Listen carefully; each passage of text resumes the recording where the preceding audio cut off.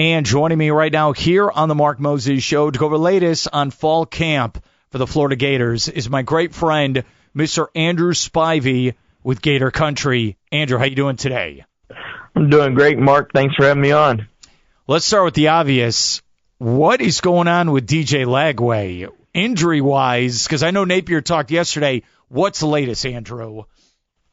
Yeah, so he has a calf strain, and Napier said it happened about a week ago. He's in a walking boot and going to be limited at best for the first week or maybe more of fall camp. And they're hoping to get him better, but it's another hit, and it's more missed time, and I think that's the biggest thing. I think that everybody believes that by the time the season gets here, you feel like DJ should be good to go at least by the time that the schedule gets harder, week 2, week 3. But the thing is, you can't make up for the lost time. You've already had lost time of the spring, and then you've had some of the summer where he hasn't been full go, and now you're going to have the whole fall camp where they're going to be limiting, because even when he comes back, they're not going to push him as much as they would fully healthy. So you're missing more and more time, and that's a problem. Is it one of those things where, hey, this guy's a little injury prone, and he's barely even played a full season in Florida? Yeah, I mean, you got to start thinking about it. You had the hamstring injury last year that he played through, and missed the game against Texas. And then you've had the shoulder injury in the spring, and now this. So, the injuries are definitely adding up, and very quickly. How many games has he played in? 6? What was it last year for Lagway? Yes. Six is right. And because he missed the Georgia and missed the second half of the Georgia game, and then he missed the Texas game, and then he played the rest. So yeah, that's what it was. Yeah, that is crazy, dude. What's it like with your website or your social media actions with Gator fans with this story, Andrew? Yeah, I mean, fans are nervous. I mean, when you look at the depth behind this, team at quarterback, you're going to rely on, 25-year-old Harrison Bailey, who's in year like 6 or 7, or, are you going to rely on walk-on Aiden Werner, who, did not do well at all in the Texas game when he had to play for DJ, and in the second half of the Georgia game when he had to come in. And then you have a freshman in Tramel Jones who just isn't ready. He missed a lot of last season with an injury.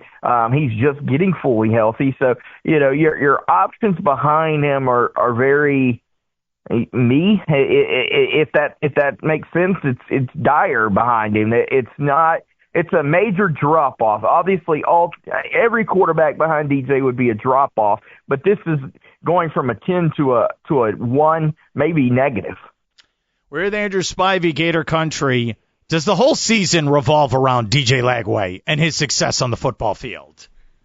Absolutely. I mean, without DJ, you're not going to do much offensively in the passing game. And when the passing game goes down, and you go back to that Texas game where Texas did not respect that Aiden Werner could beat them because he couldn't. He couldn't complete very many passes over 10 yards. So guess what? They brought 8, 9 in the box and dared you to run and dared you to throw those screen passes, and you see what happened. It was a blowout. It was nasty on offense. And so, if you have to go a whole season of that, it's not going to be good. And, you're looking at an offense with DJ that's pretty good to really good, to an offense without DJ that's pretty bad to really bad. The feeling I got from people that went to Atlanta for SEC Media Days was there was some confidence in Billy Napier's voice going into year 4. What are your thoughts on Billy Napier going into year 4 there at Gainesville? I mean, I think confidence is a good thing, in a way. I mean, you feel good about this team. I mean, if you look around to the national reporters and, to the betting odds and different things like that, they all feel very strongly that Florida's going to be a top 15 to top 20 team. And, you look at it on paper and, with DJ, you can understand that. I think secretly behind the scenes, Billy's a little worried about his quarterback. Is definitely concerned of, oh crap, what happens, if he goes down or when he can't play or whatever, what happens? And, I know like everybody else, he hopes that you don't get to that situation and you're able to have DJ for the whole year and have a healthy DJ for the whole year. And, that's understandable, but again, I like the confidence from Billy in the standpoint that, he's very confident in what he's done. He's very confident in how they ended the season last year, and he's confident in what they have returning, and especially confident that the defense should be better than it was to start last year. Okay, were you at the press conference yesterday? Yes. Yes. How'd it go in person? Just, we're back. Football's back. You hear the confidence in Napier's voice. What's the feeling there at the Swamp? Yeah, I mean, the feeling is, like I say, I mean, there's a lot of confidence that this team is going to be good. There's a lot of hope. The hype is real. And then, obviously news kind of started trickling out early yesterday and really over the weekend about DJ. And, and then you hear Billy Napier talk about it, and it's like, all right, like, maybe we need to, pause that hype for a second here and just walk it back here. And again, you have a long time, but you don't have a long time. I mean, you have less than 5 weeks that you hope he can get better. I think that the one thing that I have is it seems like they're piling on top of each other, and it seems like, it's happening at some, weird times. I mean, he had the shoulder bothering him just in the off season, and then he has this calf strain in the off season. And so, but definitely confidence, excitement. I think I speak for a lot of people when I say I'm excited to see this team. I'm excited to see this receiver group, this running back group, and excited to see what the defense can do, because there's a lot of guys returning, and a lot of guys that I think can have big years. I look at Miles Graham. I'm excited to see what he can do. You look at a guy like L.J. McCray, and what can he do? And then can Caleb Banks build off of last year? I mean, that ended the year in bowl game that he had was impressive. I mean, people had him going as high as the second or third round in the draft, and he comes back. Can he be the disruptive guy that, we all thought? And, I'm excited to see DJ when he plays, because when DJ plays, he's special. Do you like that the season starts with pretty much 2 lower-level teams to get them ramped up for later in the season? Yeah, and especially if DJ's not fully healthy, and that would be a situation where you could probably get by with an Aiden Warner or a Harrison Bailey if you needed to in those games and get by to allow DJ. But, again, you're talking about experience and you're talking about reps with his guys, and you don't want that to happen. So, best case scenario would be, DJ heals up and is able to go out there and give you a half of football, and hopefully you have the games in hand by the end, and then you're able to get Bailey and Warner in the game, and maybe even Tremel Jones in the game to get them some reps in both of those games, and you don't play a full game of DJ until week 3. That would be the best case scenario in my opinion for those. But I like the warm up game from that standpoint, but I also like the big game to start the season to kind of measure up, see where you are, and I think a case can be made for both sides. Is this the hardest schedule in college football this year?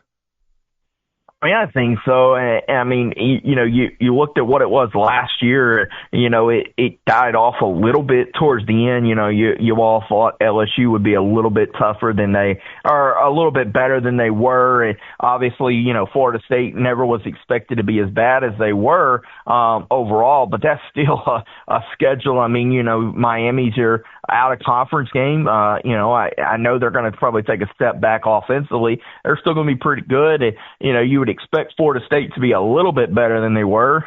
Texas is probably going to be a better football team than last year. LSU as well.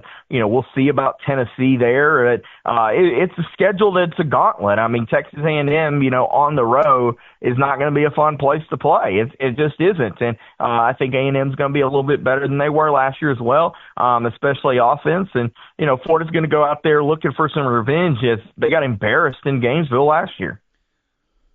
How big is that game when Texas comes to the Swamp?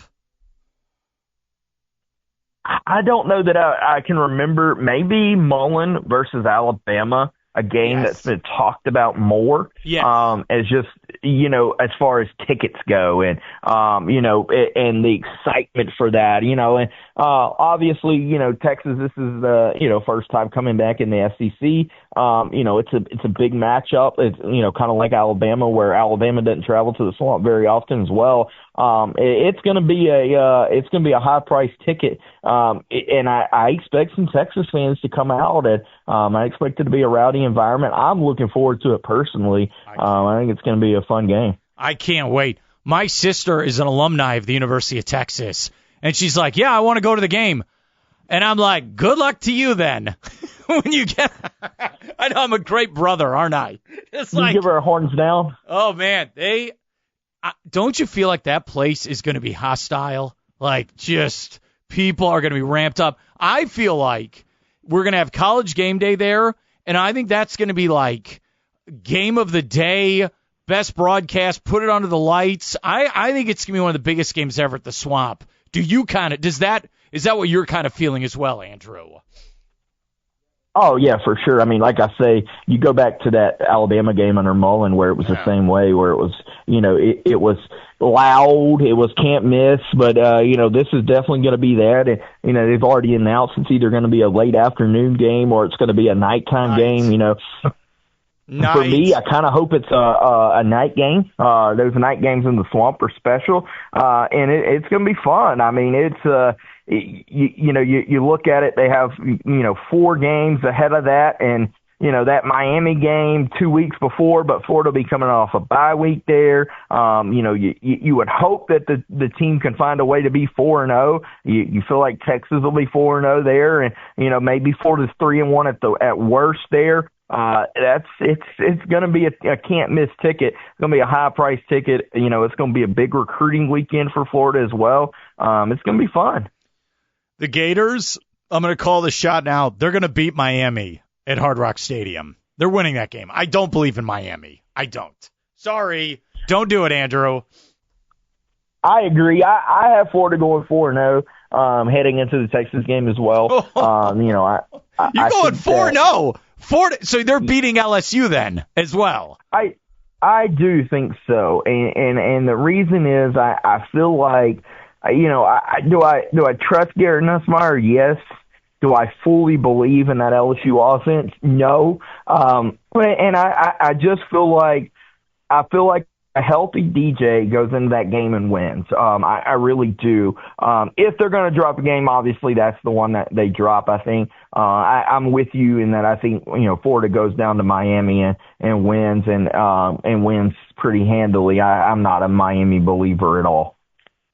Okay, before I let you go, and we're going to keep getting Andrew on moving forward this season, talking Gators football. And by the way, year 13 together starting this fall. Man, oh man, buddy.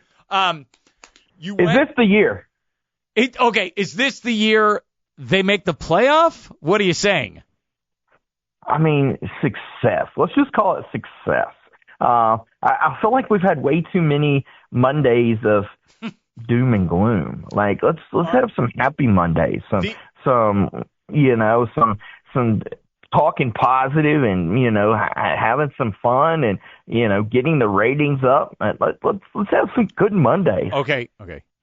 2020 was the only year with you when they were in the hunt to make the playoff or win the SEC.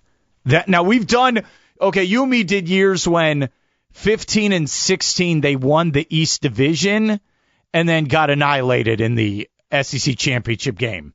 That's about it in the 12 years we've done together. Yeah, I mean, it's been a while, and you see these polls come out, and Florida's top 15, top 16, and it's like, all right, maybe we've turned the corner here, and then DJ gets hurt. I've known you so long. I think of how you cover recruiting, and some of the big names we've talked about when Justin Fields visited Florida and then Florida State and then picked Georgia, or I remember Matt Corral, was that his name? The quarterback? Yeah. And that was supposed to be a big name, and then that didn't work out. I'm trying to think of those other ones where I remember like Kadarius Toney. I remember the spring game when in the fourth quarter he was like making plays, and we're like, who's this guy?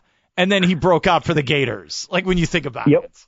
It's wild. Oh, there's been some fun moments, Antonio Callaway, some of those moments, the Hail Mary to Tyree Cleveland, the Callaway touchdown against Tennessee. There's been some fun moments. I'm just looking forward to a season, and I hope that DJ's healthy for a lot of reasons. One, he's a great human being. Two, he's a great player. But three, I want to watch football with Florida and cover a team that week in and week out is competitive and has a chance to win. Too many games over the last few years, it's like they don't have a chance in this game. No. If they keep it close, they'll be doing themselves a favor. They were embarrassed at home against Texas A&M, and they had no business where it was that bad last year. That's the example I think about. Okay, before I let you go, Andrew Spivey with Gator Country, did you go to the All-Star game 2 weeks ago in Atlanta? A blast. It was a once-in-a-lifetime trip. Me and my boys went. My wife went, but my boys enjoyed it. It was a lot of fun. It was an incredible weekend. I got to go to the draft, see the commish get booed and talk trashed about because he's not liked in Atlanta, and call up the first pick. Got to see the Derby. That was cool. It was a once-in-a-lifetime experience. If you have a chance to ever go to an All-Star Week, go. Don't hesitate. Go. I love the tone in your voice. You're like, my boys went, and my wife went as well. No, she had a good time. The red carpet was awesome. Being as close to them as we were. My son grabbed an Ohtani autograph. Oh. That was pretty cool. Yeah, so it was awesome. It was the environment for the Derby was cool. Cal Raleigh winning, but some of those balls O'Neal Cruz was hitting, it was just like, oh, like they go that far, and some of those moments were just really, really cool.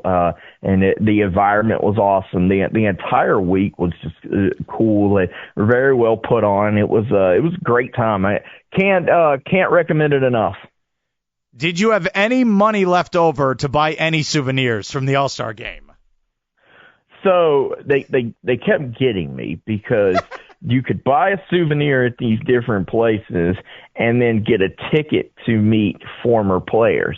And they kept getting me because, how cool is it to hang with Chipper for a few minutes or John Smoltz or whatever. They just kept getting me. And so, I'll be repairing the budget for a while. The wallet will be recovering in a while, but every nickel spent was well worth it. Okay, so your son meets Ohtani.